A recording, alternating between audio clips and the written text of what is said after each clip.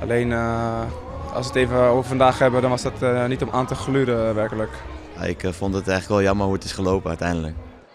Er is teleurstelling naar orin bij Cambuur, want het is op een de wedstrijd van de miste kansen in de uitwedstrijd in Telstar.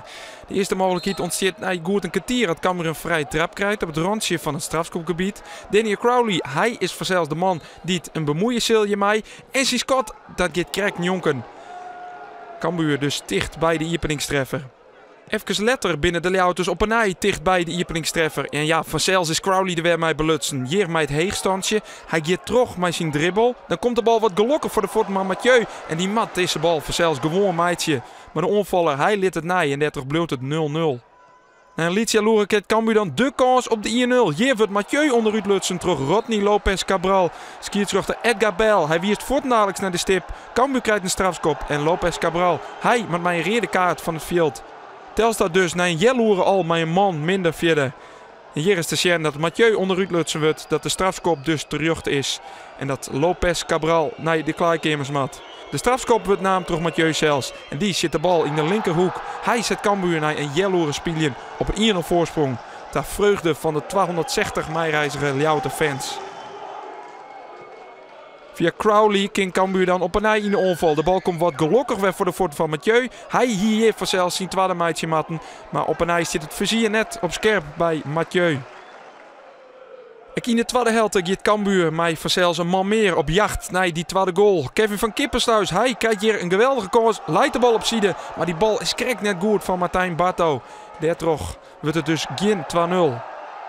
Doch Telstar dan hier nog niet. Nou jawel, hier is het Andrea Novakovic. Wil de bal op zijde lezen. Krijgt de bal dan wat gelukkig van zijn voeten. Hij helpt het uit, maar dat Scott, dat gaat oergoal van Erik Cummins.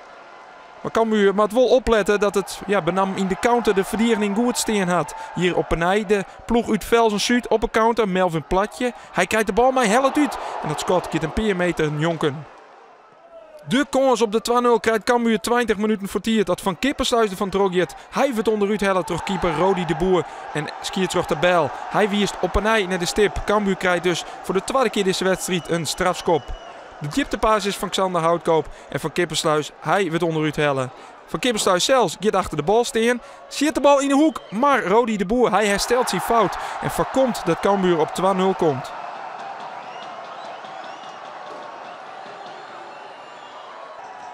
In de eindfase krijgt Van Kippersluis dan op een nog een kans uit de vastzet van Isaac Calon. Maar die bal gaat er net in. Daardoor wint Cambuur met 1-0 en behelpt het de zegde oerwinning op Riegen. De ploeg liet het op 10 vorm voor de play-offs. Uit bij Telstar winnen, ook al is het tegen 10 man. Dan moet je, los van het feit dat je dan normaal gesproken altijd moet winnen. Maar dat is makkelijker gezegd dan gedaan. Is het wel zo dat we gewoon nu in een goede fase zitten. Dat we 6 wedstrijden achter elkaar winnen.